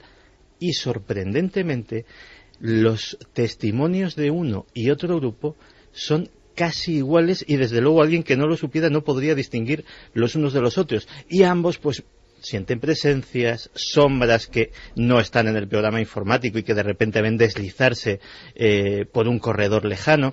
Es decir, cómo el ambiente muchas veces contribuye a que nuestra propia mente juegue con nosotros. Podemos también decir que algunos de los experimentos, o estar en ese ambiente alejado del ambiente real, nos aproxima a una realidad que existe efectivamente paralela a la nuestra o diferente, y que entonces podemos captar aquello de por qué los casos extraños ocurren en casas por la noche y demás. Y dices, bueno, es que por el día este edificio está lleno de gente haciendo ruidos y transitando, y los guardias de seguridad, por ejemplo, los vigilantes, perciben ese edificio en otro momento, cuando todo tiene su calma. Experimento, Javier, que a ti me está llamando la atención, de Persinger en este caso. Bueno, a mí lo que más me ha llamado la atención es el interés que siempre ha puesto Persinger en cómo los campos electromagnéticos afectan al funcionamiento del cerebro. Se supone que el cerebro es una especie de coraza estanca, o al menos se suponía antes de muchos de estos experimentos, y que no era fácil que, en fin, por ejemplo, ondas electromagnéticas de baja frecuencia, sonidos de baja frecuencia o de muy alta frecuencia pudieran alterar el comportamiento. Incluso, por ejemplo, ondas sísmicas, que esto también es muy interesante y que explicaría por qué antes de un terremoto hay muchas personas que sienten cosas especiales y que tendría que ver precisamente con este tipo de afectaciones de lo invisible que es el espectro electromagnético, pero que está en todas partes. Michael Persinger lo que hace, por lo tanto, es, sabiendo de la influencia de estos campos electromagnéticos, va aplicando descargas electromagnéticas de diversa consideración, porque el campo electromagnético es muy amplio, a diversos puntos del cerebro, y estudiando las reacciones. Y es así cuando se encuentra con este tipo de reacciones que comentábamos antes, místicas o de terror, según va accionando o pulsando teclas en el cerebro humano. ¿Qué quiere decir eso? Pues que, por un lado, esos mecanismos cerebrales son los que desencadenan esas reacciones, eso no cabe duda, pero la duda que genera Michael Persinger con esos experimentos es si ese estímulo externo sería la explicación para algunos de estos casos. Por ejemplo, él se propuso rastrear muchos episodios de abducción. Durante un tiempo estuvo obsesionado con el caso de las abducciones, porque este hombre lleva muchos años trabajando en este terreno y tiene más de 200 publicaciones científicas sobre este particular. Y descubrió que la esencia de muchos casos de abducción, él podía reproducirla, hasta el punto de que, por ejemplo, esa sensación que tienen muchos abducidos de sentirse succionados hacia arriba por una fuerza que los arranca del suelo, se puede provocar, se puede estimular electromagnéticamente en el cerebro. Aquí la clave y el debate está en qué fue antes, el huevo o la gallina, dónde está la realidad en este asunto, si hay un estímulo real que es el que provoca eso, o si todo es mental. Pues está el debate muy abierto, porque lo que es innegable es la cantidad, por ejemplo, de mensajes que están llegando a nuestra central con un rosario tan increíble de visiones que desde luego demuestran que algo hay, que el cerebro es maravilloso y que no demasiado maravilloso para entenderlo incluso desde el punto de vista humano, y que también parece que pasan cosas por lo menos incomprensibles hoy. Porque, Manuel, tú de estos experimentos que has calificado de apasionantes, ¿qué nos contarías gráficamente que te parece un avance interesante? Sí, yo los conozco desde hace más de 20 años, estos experimentos, que llevan mucho tiempo. ¿Más de 20 años? Sí, lleva muchos años, ¿verdad? Sí, y se trata, lo más llamativo es que ha conseguido, estimulando, sobre todo creo que es en el lóbulo temporal derecho, aunque también en el izquierdo, pero en el derecho, sensaciones que se describen en muchísimas religiones. Se ha llegado a decir por parte de los científicos que incluso una escena como la caída del caballo de San Pablo, que observa una visión terrible o maravillosa, y que cambia la historia de la religión, claro, es una interpretación a posteriori como todo, ¿no? Pero científicamente podría tener... Sí, parece que San Pablo es un candidato bastante factible a que tuviera una epilepsia del lóbulo temporal.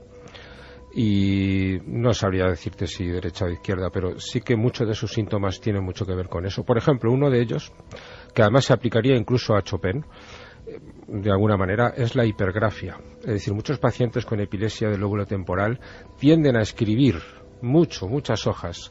La música de alguna manera se escribe también, y Chopin podía tener algo de esto, pero por ejemplo Santa Teresa, que han mencionado antes, es un buen caso de ellos, y San Pablo también, todas sus epístolas, que son muchísimas, también lo consideran como un síntoma, como un ejemplo de esa hipergrafia de los epilépticos del lóbulo temporal. Que dentro de nuestros temas recuerda mucho a los casos de escritura automática. Estaba pensando exactamente lo mismo. Claro, o sea, de gente que de repente y que no sabe casi, no es consciente de lo que está escribiendo, que creen canalizar una información pues de una entidad superior o lo que sea, y bueno, exactamente. pues y eso luego, tendría que ver por ahí también. Y luego muchas de las visiones que tienen los sujetos de los experimentos de Persinger tienen mucho que ver con la sensación de que todo lo que les rodea y ellos mismos son la misma cosa, como si hubiera una continuidad.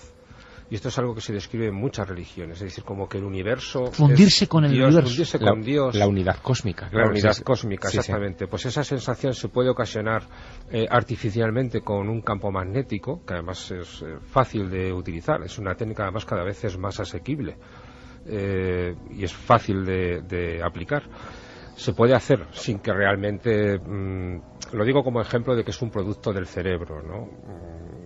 Que no tenemos por qué estar unidos con el universo para que tengamos esa sensación. La podemos provocar, ¿no?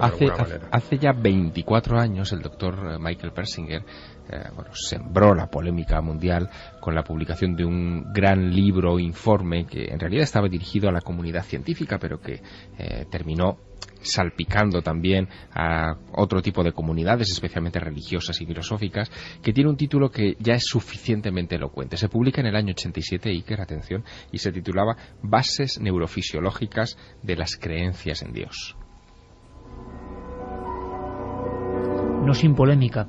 Lo curioso es, como bien decía Manuel Martín Loeches, y que esto desestabiliza y todavía está en la incógnita, es esa repetición de iconos constantemente, y no solo ahora, porque lo hemos comentado en alguna ocasión, si vamos hasta las cuevas, resulta que algunas de las descripciones de lo que se aparece, o ha estado siempre dentro de nosotros, o ha estado fuera y solo en ciertos estados alterados de conciencia podemos verlo.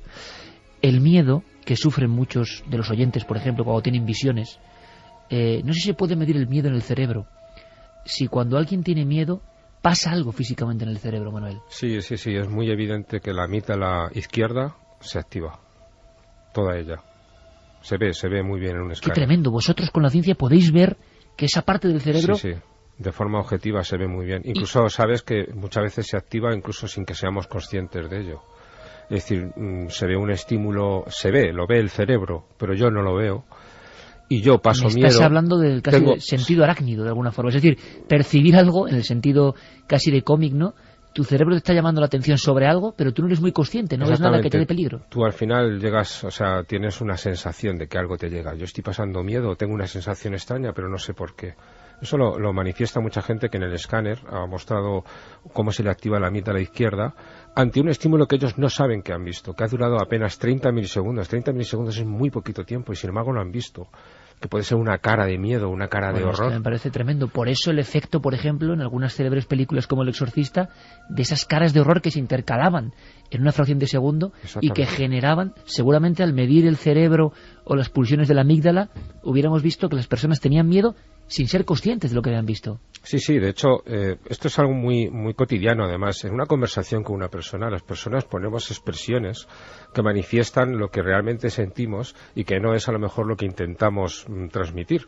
Y las manifestamos durante unos breves milisegundos, pero el cerebro de la otra persona lo capta y siente esas sensaciones, pero lo capta de forma inconsciente. Es decir, esa persona no es consciente de estar captando que le están engañando, pero sospecha algo. Toda esta transmisión... Pero un lenguaje que no está ni escrito ni... un lenguaje bastante extenso, inconsciente, pero con el cual llegamos a conclusiones. Es decir, al final, ¿me creo o no me creo a esta persona? No me la creo, pero no sé por qué. Bueno, pero qué interesante le cuenta Manuel, como siempre, es como cuando, Javier, entrevistamos a un testigo de algo y tú dices, no sé por qué, no solo los argumentos lógicos, sino no sé por qué este hombre me da fiabilidad. Sé que no me está engañando. O alguien a quien acabas de conocer y te cae mal desde el principio y no sabes por qué. Exacto. Y ya estamos hablando de lo que dice Manuel, de un código entre cerebros. Es que desde el principio, desde que conocemos a una persona, estamos a la búsqueda y captura de estas expresiones, tanto de las manifiestas conscientes como de las inconscientes, que incluso quien las emite no es consciente de ellas. Yo intento poner cara de bueno, pero de repente me traiciona el inconsciente y dejo manifestar mis verdaderas intenciones. Y lo capta, por ejemplo, el otro, además. Lo capta el otro perfectamente. ¿Y diferentes tipos de miedo, Manuel? O sea, miedo más intenso, un tipo de miedo, el miedo, por ejemplo, físico, y el miedo sobrenatural o el miedo religioso, ¿puede medirse? ¿Es diferente? ¿Hay algún estudio al respecto o todavía no se ha llegado a ese umbral? No, no se ha llegado a investigar hasta ese punto, pero digamos que todo depende de la complejidad de los miedos, de lo que metamos en el miedo. Es decir, miedo como una emoción básica, sentir o no sentir miedo, o acompañarla de otras sensaciones, es decir, por ejemplo, la sensación de identidad o unidad con el cosmos y a la vez sentir miedo, por ejemplo, que sería una sensación muy compleja, estimulando la amígdala izquierda, el hipocampo derecho, lo complejiza hasta ese punto de tener miedo de la inmensidad, del vacío, aunque normalmente pudiera ser otra sensación. Es decir, es complejizar.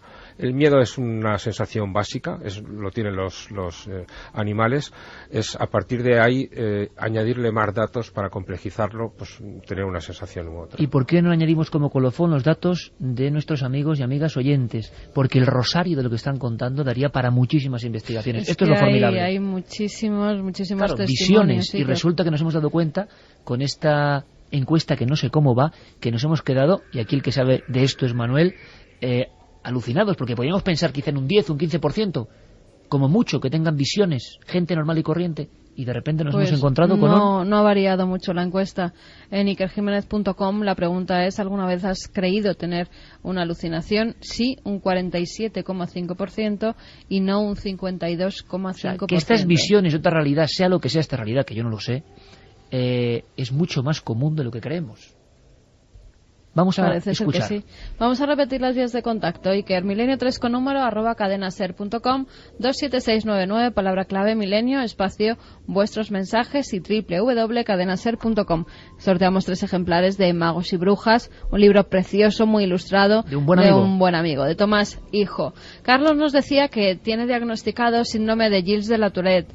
Me gustaría saber qué partes repercuten en el cerebro, algún lóbulo, como los ataques de epilepsia, y si ello conlleva, por tanto, esos fenómenos. Sí, si podéis ser casi en titulares, Manuel. En el lóbulo temporal suele tener el origen la Gilles de la Tourette, y también en el tronco del encéfalo. Que es ese síndrome donde uno dice palabras malsonantes, movimientos incontrolados. Sí, sobre todo, bueno, depende del caso. Movimientos incontrolados. Yo conozco, por ejemplo, el caso de niños que tienen que andar con casco para no golpearse con la pared, con las paredes, porque tienen este síndrome. Son movimientos incontrolados totalmente, bastante peligrosos para ellos.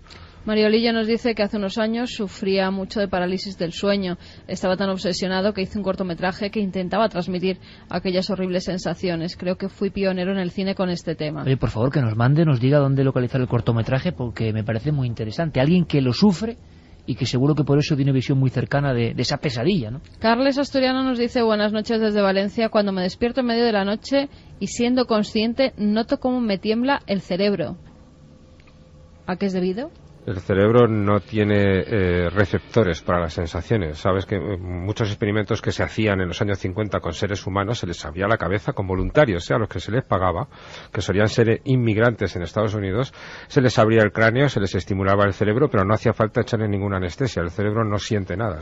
Están los casos de las trepanaciones en el mundo antiguo también, que sabemos positivamente por el crecimiento posterior del hueso que sobrevivieron. Claro, pero que en los 50, Javier, sobrecoge mucho más que en la época más. antigua. Ahí se hacía con condiciones asépticas y tal, bien, o sea, no había ningún problema. Pero lo que quiero decir es que no se le echaba anestesia al cerebro, se le echaba a la piel. Se pinchaba o lo que sea directamente. Sin ningún problema, no se siente nada en el cerebro. Carlos desde Madrid nos decía: en abril del pasado año, al llegar a casa tras una cena en casa con unos amigos, sufrí una especie de ataque tumbado en la cama. Tuve convulsiones y movía las extremidades de forma inconsciente.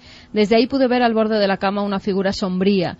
Me asusté mucho cuando me percaté de que era yo mismo, aunque con un aspecto bastante desmejorado.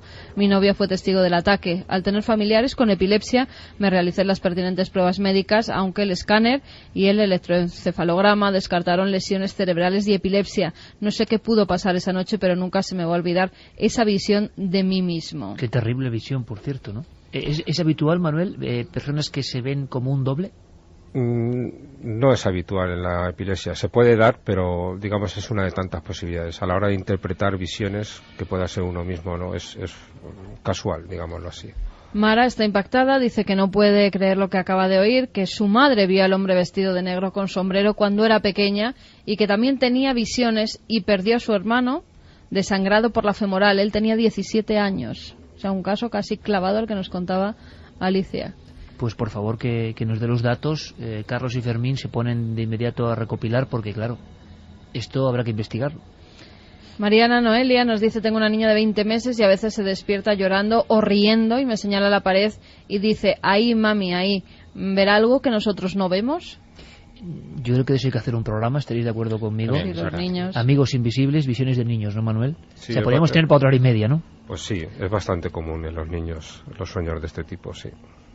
Hola, interesante el tema el de hoy. Yo sufrí una neuropatía óptica bilateral hace 3 años. Casi me quedé ciego. Aún hoy veo sombras, luces de colores y flashes. No me acostumbro todavía. Me asusto. Nos contaba Andrés desde Plasencia. Luego todo el mundo de los daños realmente en el sistema óptico visual cerebral. Y eso sí provoca quizá visiones y sensaciones más complejas. Cuando hay un daño fuerte. En el caso de la neuropatía óptica, hombre, no es tan complejo. Lo que pasa es que, como ocurre con tantas cosas en el ser humano, lo complejizamos mucho, pues con estos miedos, el que me está pasando. Lo complicamos, quiero decir que no sea complicado, pero que le añadimos muchas cosas, interpretaciones, miedos, terrores. Cuando tenía 11 años, estando yo sola en el salón de mi casa, vi cruzando el salón un hombre todo vestido de negro con capa y sombrero de copa, como lo habéis comentado en el programa de hoy. Nos dicen también, una vez regresando de madrugada a casa después de trabajar, fui viendo por el arcén y en el mismo sentido de la marcha que yo a un hombre trajeado y con una especie de jaula de pájaros o algo parecido en una de sus manos. O sea, que hay un arquetipo clarísimo, o por lo menos en este país, habría que investigar en otros, una figura que se representa en nuestros miedos. Esté dentro o fuera, yo hablaba de 30 casos, pero es que esta noche están saliendo otros tantos, ¿no? Nos dice también Antonio Manuel García: hace unos años iba con el coche, de repente salió de la cuneta un muchacho de unos 20 años sin camiseta y pantalón blanco, todo manchado de sangre. Paré el coche unos metros más adelante y el vehículo que me precedió también paró. Nos bajamos y no había nadie. Miramos y anduvimos y ni rastro de sangre. Pero el hombre del otro coche también lo vio. Era una recta de una carretera nacional de Sevilla. Todo eran campos cosechados y no había nada para esconderse en 2 kilómetros. Tuvimos una alucinación. Como siempre que acude aquí nuestro especialista en el cerebro científico, pero muy abierto a todo evidentemente, y planteamos cosas, se produce un shock, no sé si cerebral, si emocional, en los oyentes. Y nos cuentan un montón de cosas que yo lo agradezco. Primero porque hay un material interesante, segundo porque es difícil de contar. Pero la gran clave, como le pasaba a Alicia, es que por lo menos ella recuerda y hay testimonios de otras personas que con ella ven la visión. No es una visión personal. Manuel, el caso sería mucho más complejo, más delicado y más digno de investigación cuando son varias personas, como este último caso, que en una carretera ven a ese chico ensangrentado. Cuando varias personas ven la misma alucinación, o incluso personas que no se conocen podrían llegar a contagiarse, científicamente hablo, esa alucinación. Hombre, el contagio de las alucinaciones parece que es bastante aceptable por la ciencia, es decir, que el ser humano está muy volcado a la realidad exterior, a lo que piensan los demás. Entonces es fácil que nos contagiemos cosas, miedos, terrores, visiones incluso. Es lo que dice la ciencia, ¿no? Otra cosa es que algunos contagios sean más fáciles o menos fáciles de explicar.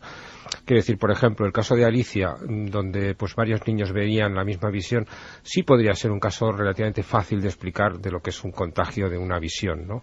Pero este caso de los 2 coches que van juntos, pero no van las personas en el mismo coche, es más difícil de explicar, que no quiere decir que sea imposible. Es decir, quién sabe si en un tramo de la carretera no había un búho, vamos a decirlo así, cuyos ojos se vieran brillantes e hiciera parecer algo, y luego en la conversación saliera y llegaran a la misma conclusión, pues era una persona ensangrentada, cuando a lo mejor uno de ellos sobre el terreno, ya digo, pues vio una cosa y el otro lo interpretó como una persona ensangrentada y acabaron pues confluyendo. No lo sé, cada caso es un mundo, digámoslo así, ¿no? Hay casos más difíciles de explicar y este puede ser uno de ellos. Desde luego, Manuel Martín Loeches, que lo estaba escuchando ahora y a mí me parece, me vas a entender, un personaje muy, muy utilizable en una novela, Javier, ¿verdad? Desde luego. Alguien, valiente, porque yo creo que en este país no lo hacen mucho, qué apasionante, qué juego daría la investigación del cerebro, estar tocando ese umbral, estar analizando los datos. A mí me parece apasionante, Manuel, creo que al público también, evidentemente. Aprendemos mucho contigo, que cada uno piense lo que quiera, y yo te emplazo a un siguiente programa sobre niños. ¿Te parece? Estupendo. Universo niños, porque sé que hay padres que realmente están... Hombre, es inquietante cuando el niño se ríe y mira una esquina y habla de su amigo. Bueno, además, yo he tenido uno hace 8 días. ¿Ah, sí? Sí. Enhorabuena, amigo. Enhorabuena, felicidades. Lo tengo muy reciente. Oye, pues analicemos todo, y la próxima visita de Manuel Martín Loeches, un científico de excepción y un buen amigo de este programa, será para hablar de visiones de niños, o visiones con niños, o lo que le pasa a los niños, que yo creo que es un mundo fantástico. Abriremos también esa caja de Pandora. Como siempre, con admiración, amigo. Gracias por estar aquí. Muchas gracias. Felicidades. Gracias. Y enhorabuena, por supuesto. Gracias. Y en apenas unos segundos marchamos ya. Creo que conectamos en vivo, en directo, con Pablo Villarrubia en el monte del fin del mundo. Milenio 3. Detrás del misterio. En busca de una respuesta. Cadena Ser. Es un honor y un placer estar con Manuel, porque mientras se va nos lo dice, que es que el caso del hombre de la chistera, oye, que esto es cosa seria, que hay que investigar, que por qué, en el siglo XIX ya hay crónicas, en el Cabezo, en Ladrillar, en el Gasco, en la Batuequilla, del duende en Tiznao, y la descripción es el tipo. En la tercera hora va a ser algo maravilloso. A Diego Marañón le vamos a dar hasta un poco de sorpresa, porque él viene con una idea, que la haremos, alerta ovni, pero Javier ha traído algunas cosas también. Vamos a diseccionar una alerta ovni casi con cronómetro, la más prodigiosa y la más desconocida. Conoceremos a un gran personaje y lo que pasó en Radio Nueva 1987. Gente de Vinaroz y comarca, muy atentos, por favor. Se está hablando mucho del monte Bugarach, el monte del fin del mundo. Personas que están allí vendiéndolo todo porque creen que en el 2012 ocurre algo. El monte de reminiscencias de Julio Verne, visiones, bases de ovnis, dicen algunos, en fin, un montón de cosas. Allí está, a estas horas. Sabe que se lo agradezco mucho porque las jornadas de rodaje son durísimas, y está allí, a estas horas. No sé si con el viento helado o no. Pablo Villarrubia, hermanito, buenas noches. Buenas madrugadas, Iker. Gracias por estar ahí a las 2:43, Pablo. Necesitamos escuchar tu voz. Sé que has recogido muchos testimonios. ¿Qué está pasando ahora mismo, hoy, a esta hora, en el monte Bugarach, amigo? Pues muchos elementos interesantes hemos recogido aquí, y son cosas que vienen ocurriendo aparentemente desde los años 60, Iker. Una serie de apariciones de fenómenos luminosos sobre esta montaña maravillosa. Es una montaña que tenemos aquí cerca, el monte Bugarach, que ya cuentan antiguas leyendas, ¿no? Leyendas a lo mejor de hace 200, 300 años, de que se oyen en su interior extraños ruidos. ¿Extraños ruidos? Exactamente, como si fueran máquinas trabajando en su interior, según los testimonios, e incluso grabaciones de los años 70, 80, hablan también de luces que emergen de esta montaña de más de 1.200 metros de altura, que casi constantemente está cubierta por nubes, pero durante nuestra visita tuvimos la suerte, la dicha de ver cómo esas nubes que cubrían su cima se abrían de una manera espectacular, dejándonos ver perfectamente la cumbre de esta montaña. El monte Bugarach, para que nuestros oyentes se hagan una idea, se encuentra en las estribaciones de los Pirineos, en el lado francés, muy cerca de poblaciones emblemáticas como Carcassona, por ejemplo, o de pueblos llenos de misterio como Rennes-le-Château, el famoso pueblo que inspiró, en fin, tantas conspiraciones entre Jesús y María Magdalena, donde algunos han ido una incluso... zona calentita. Exacto, donde algunos han ido a buscar incluso los huesos de Jesús de Nazaret. En fin, en esa zona se cuenta de todo. Y es verdad que muchos personajes de la literatura más reciente han pasado por allí, o de la cultura más reciente, como Emma Calvé, soprano, o incluso Julio Verne. Algunos han llegado a decir, como Michel Lamy, uno de los biógrafos de Julio Verne, que el volcán en el que se inspira Julio Verne, que dice que está en Islandia, en su novela Viaje al centro de la Tierra, para ese viaje del profesor Lidenbrock en las entrañas de nuestro planeta, en realidad no es otra cosa que el monte Bugarach. Pero hay una cosa que no entiendo, Javier. Javier, y lo va a entender el público ahora mismo. ¿Por qué 2012 y por qué gente está vendiendo todo? ¿Para qué? ¿Cuál es la señal? Y algo más, Pablo, has encontrado a investigadores, personas que nos demuestran que esto viene de tiempo atrás, con investigaciones de auténticos mitos de los misteriólogos franceses. Vamos a escuchar y ahora nos cuentas. Jean de Reny con su amigo Jimmy Dieu han hablado mucho de una base central de ovnis, algo como un hangar para los ovnis debajo de la montaña de Bugarache.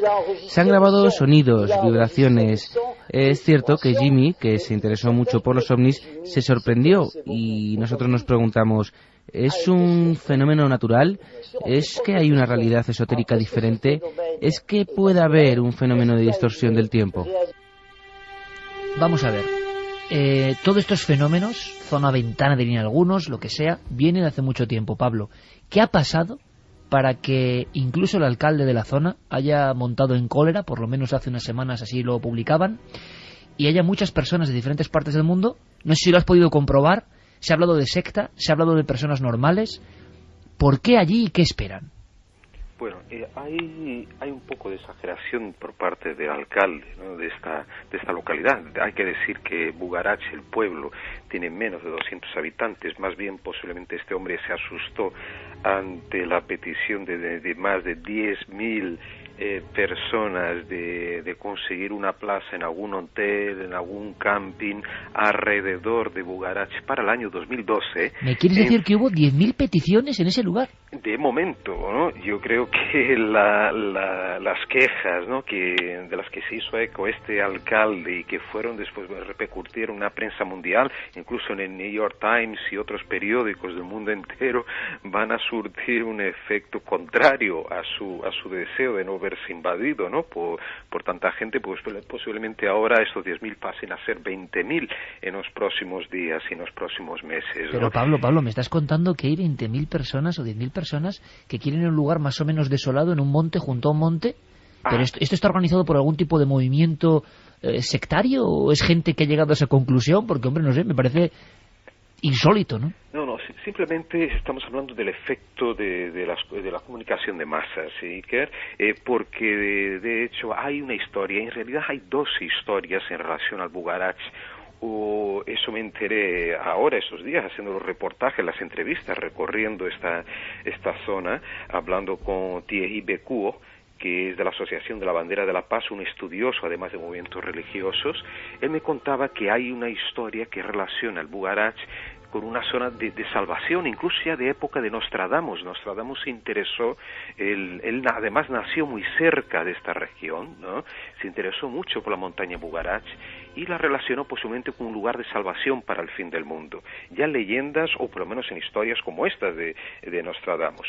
Sin embargo, hay otra versión más actual, más reciente, que también circula en Internet, que sería justamente lo contrario, que el Bugarache sería una zona que sería destruida, si no en 2012, en alguna fecha más o menos cercana o posterior, por una especie de terremoto que arrasaría toda esta zona. Entonces estamos hablando de dos cosas totalmente incongruentes, ¿no? Dos opiniones o dos teorías o dos leyendas, ¿no?, relacionadas a este lugar.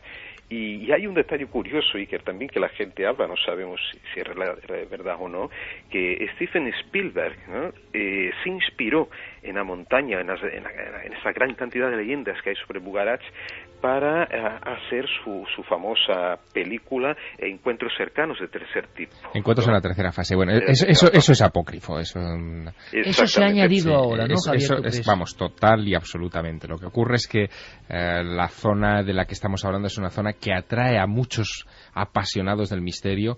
La propia población del entorno ha convertido el esoterismo y la creencia en lo sobrenatural y en todas estas historias en una fuente de atractivo turístico. Hasta hace poco no era un turismo, digamos que demasiado generoso, pero en los últimos años, entre el Código Da Vinci y otro tipo de historias, pues se ha ido incrementando poco a poco y han ido añadiendo leyenda a la leyenda. Yo creo que ahí la gran tarea que tienes, Pablo, es discernir una cosa de la otra, ¿no? ¿Y qué te has encontrado, Pablo?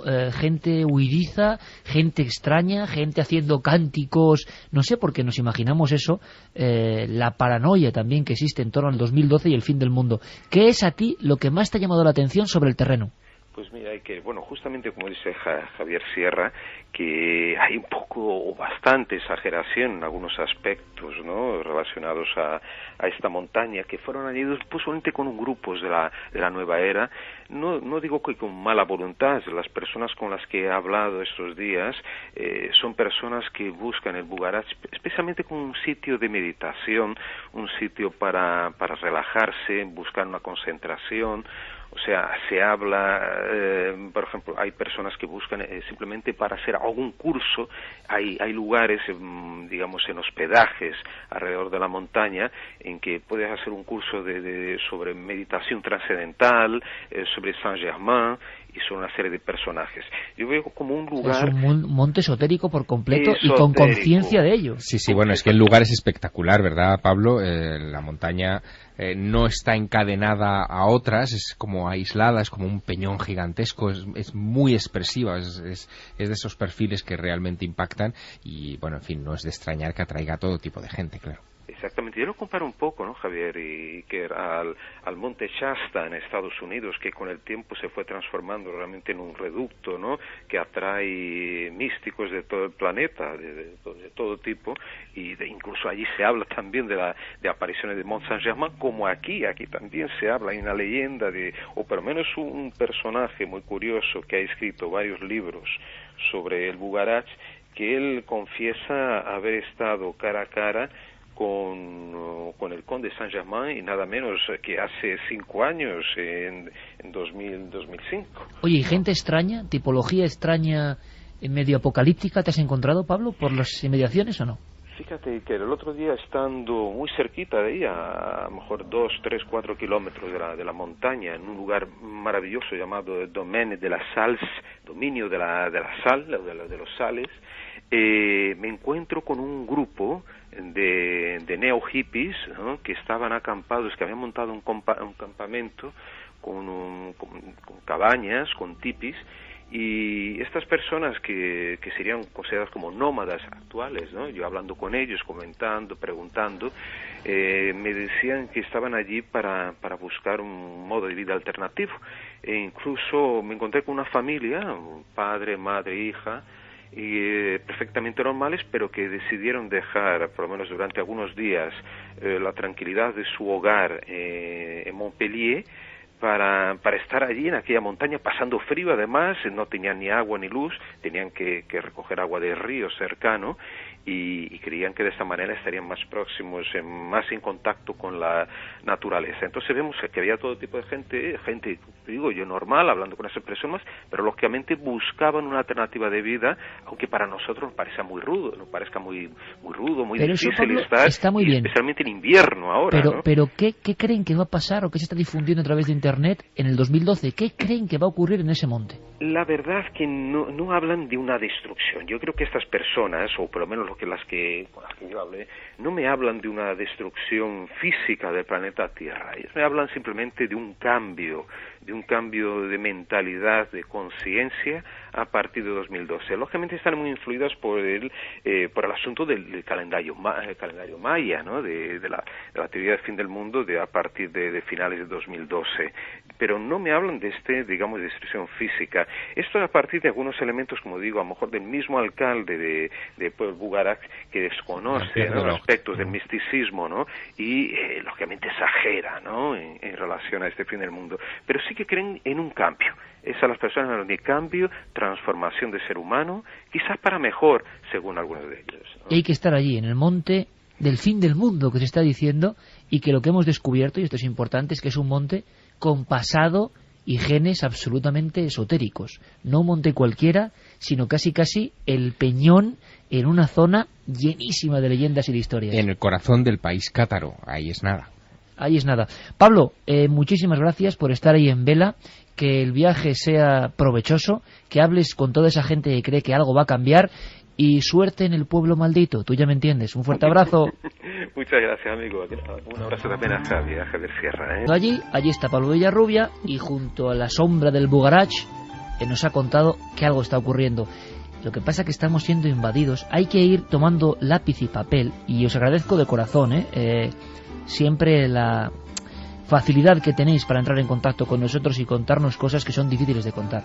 Yo no hago más que pensar en Alicia, en la tragedia que sufrió, y qué demonios, es que puede que el cerebro explique algunas cosas, pero da la sensación desde el principio del tiempo que hay otras que quedan ahí fuera. Y cuando vosotros contáis que habéis visto al mismo ser, yo me estremezco, no sé qué es, pero desde luego no creo que sea una mentira colectiva. Quizás sí un miedo colectivo, un terror colectivo, y eso siempre es una gran interrogante.